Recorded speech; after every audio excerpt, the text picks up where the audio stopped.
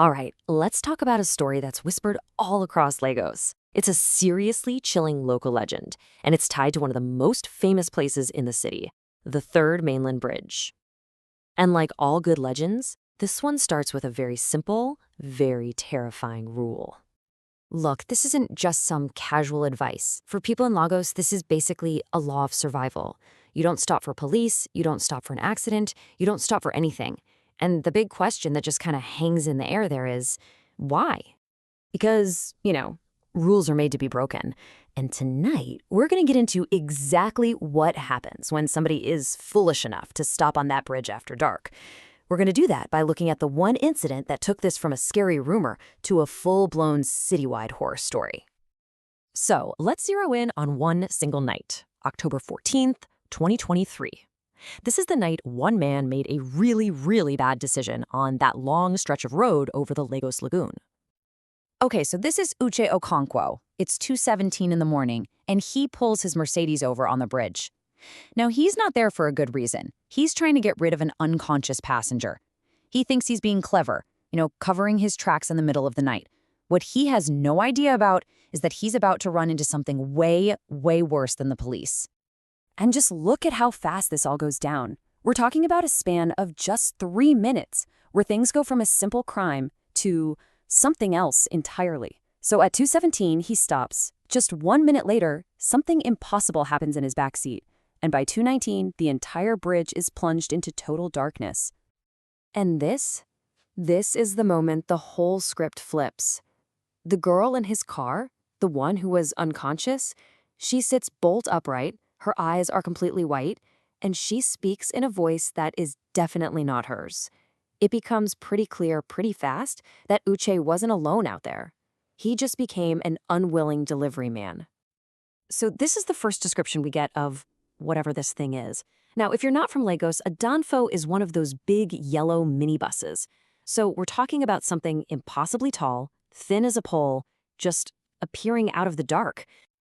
And the description just gets more and more terrifying. It doesn't have a face, no features you'd recognize, just this grotesque, unnatural mouth that opens the wrong way, across its chest. It's a detail that tells you this is something truly alien. And then there's the sound. Just try to imagine that. 100 people screaming, but it's muffled, like it's coming from underwater, and it's all coming from that mouth on its chest. This isn't just something you see. It's a full-on sensory attack meant to just paralyze you with fear. So the sun comes up, the authorities get to the scene. But as we're about to see the official story and what was actually found there, well, they tell two completely different tales. Okay, so check this out. The police report, it concludes armed robbery. But just look at the evidence. Robbers don't rip car doors clean off their hinges. They don't shred the seats to ribbons. They don't make two people just vanish. And they definitely don't leave behind a cell phone that's somehow still recording video even though the battery is completely dead. And that phone was the smoking gun. Because the last 43 seconds of footage shot from the car's rear camera, it caught everything. You can see two shapes, you can tell it's Uche and the girl from their clothes, being dragged over the side of the bridge and into the water. This wasn't a robbery, it was a harvest. But here's the thing, Uche's story wasn't a one-off. It was just the first one that left behind real, concrete proof. It was basically the start of a terrifying pattern that would completely take over the city of Lagos. I mean, this legend has had a real, measurable impact. It's not just the scary story people tell, it's changed how people behave. Pro drivers, they won't risk crossing after 1 a.m. Ride-sharing prices, they shoot through the roof late at night. And that warning from the local fishermen that the lagoon is too full, that might be the single most chilling detail in this whole thing. So this brings us pretty much up to the present day in the story, November 2025. And it is far from over. In fact, it seems to be evolving. Yeah, the legend has officially hit the digital age. Just 3 nights before this account was written down, a new video popped up on TikTok. It's only 11 seconds long. It just shows the Lagos skyline, and then it pans down to the dark water under the bridge. And in that video, a voice whispers a message in Nigerian pidgin, "I still die hungry." I'm still hungry. It's a direct taunt to the entire city. This isn't some mindless monster. It's smart, it's aware, and it's not satisfied. So what's the official response to all this? Well, the government tried.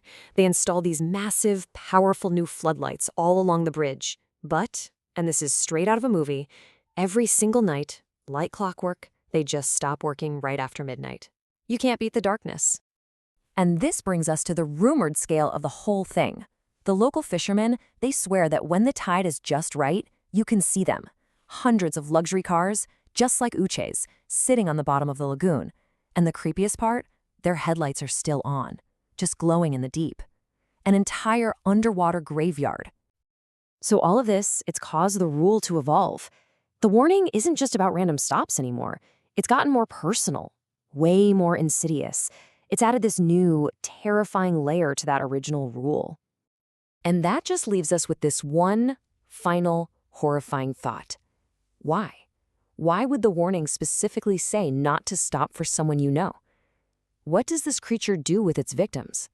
Does it use them as bait? The legend doesn't say. It just leaves you to think about maybe the most terrifying possibility of all. What if the person you're trying to help isn't a person anymore?